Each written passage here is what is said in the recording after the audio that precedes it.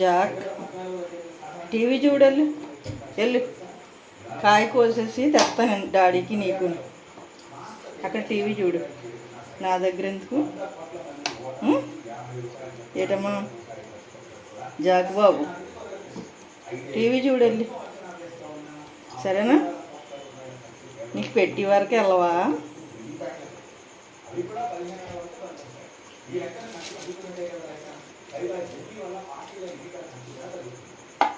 వెళ్ళి టీవీ చూడు.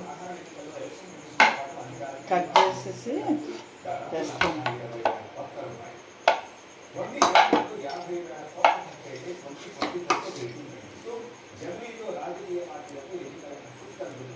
నడు అయిపోయింది.